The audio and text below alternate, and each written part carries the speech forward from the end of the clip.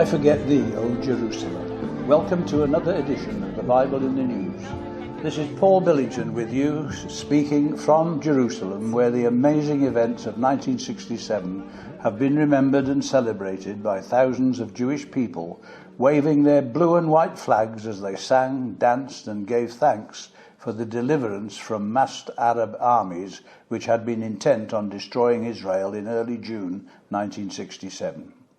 It was a most remarkable victory for Israel, as this news broadcast from 1967 has placed on record.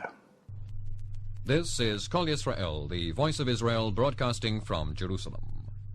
Wednesday, June the 7th, 1967, 4:30 p.m. The military spokesman announces, this morning the Israel Defense Forces penetrated the old city of Jerusalem. Sharm el-Sheikh has been captured. The straits are open.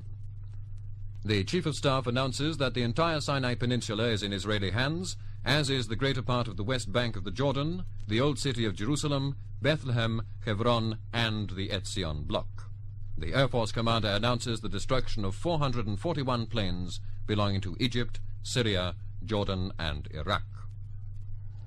But it was not only the Jewish people of Israel who rejoiced at that time. Many Gentiles were also thrilled by the miracle war, as it was called. They recalled the words of Jesus recorded in Luke 21:24.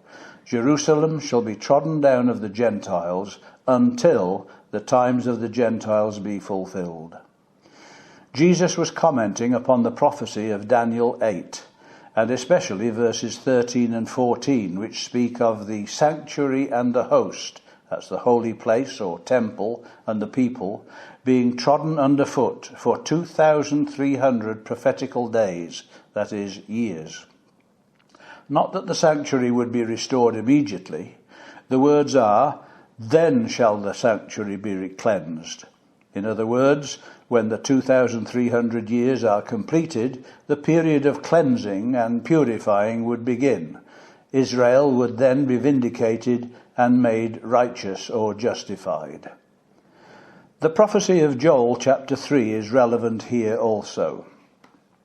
For behold, in those days and in that time, when I shall bring again the captivity of Judah and Jerusalem, I will also gather all nations and will bring them down into the valley of Jehoshaphat, and will plead with them there for my people and for my heritage Israel, whom they have scattered among the nations and parted my land.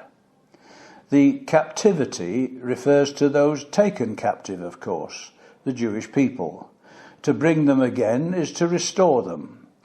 The Jewish people were restored to Judah and Jerusalem, the city and the so-called West Bank, as a result of the 6 Days' War in June 1967.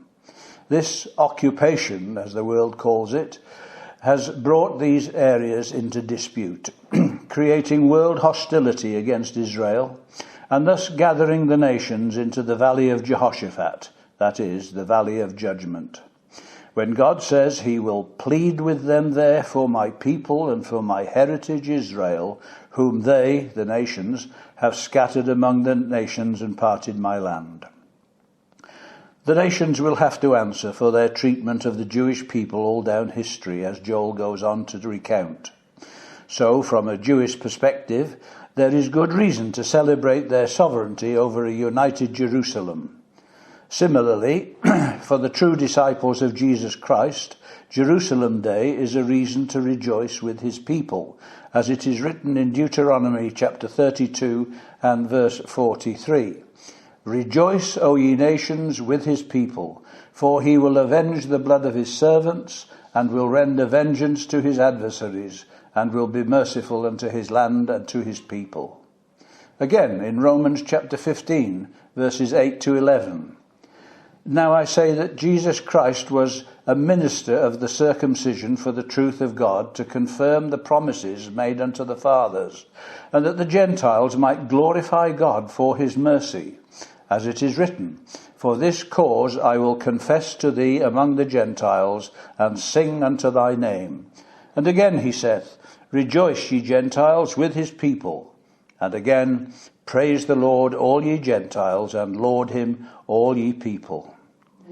As yet, the Jewish people are unaware of the one who is bringing these things to pass. Yet it is the risen Christ, the Messiah, who is carrying out his Father's purpose in restoring Israel. In Isaiah 49, verses 5 and 6, we read this: "And now, saith the Lord, that formed me from the womb to be his servant, to bring Jacob again to him. Though Israel be not gathered, yet shall I be glorious in the eyes of the Lord, and my God shall be my strength." And he said, "It is a light thing that thou shouldest be my servant to raise up the tribes of Jacob, and to restore the preserved of Israel. I will also give thee for a light to the Gentiles, that thou mightest be my salvation unto the ends of the earth." It is Jesus of Nazareth who shares his people's sorrows and sentiments, and he will say with them, "If I forget thee, O Jerusalem, let my right hand forget her cunning. If I do not remember thee, let my tongue cleave to the roof of my mouth, if I prefer not Jerusalem above my chief joy." Jesus wept over the city of Jerusalem, and when he was come near, he beheld the city, and wept over it, saying, "If thou hadst known, even thou, at least in this thy day, the things which belong unto thy peace, but now they are hid from thine eyes." That's Luke 19, verses 41 to 42. The things which belong to thy peace have been hidden, but today we are witnessing a turn in events.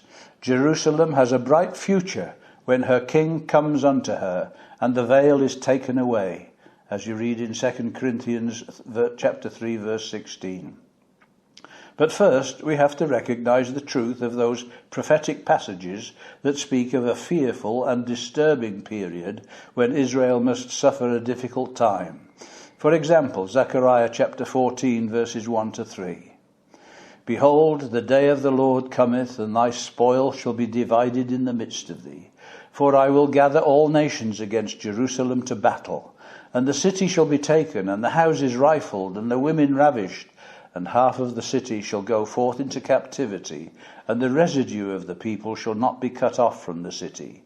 Then shall the Lord go forth and fight against those nations, as when he fought in the day of battle."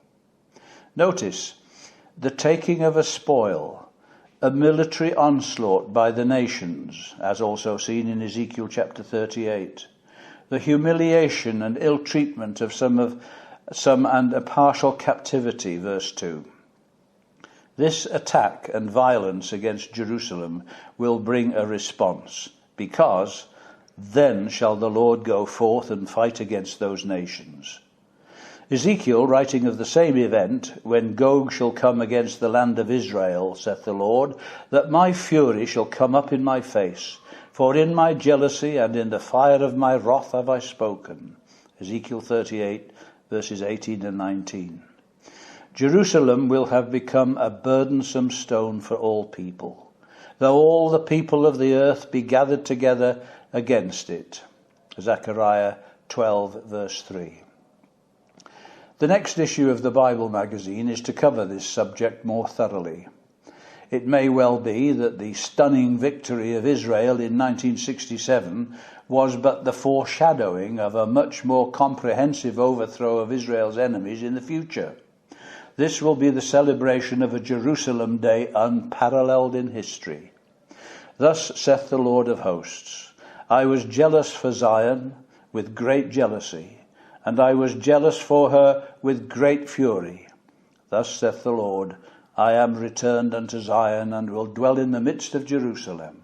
And Jerusalem shall be called the city of truth, and the mountain of the Lord of hosts, the holy mountain." Zechariah chapter 8, verses 2 and 3.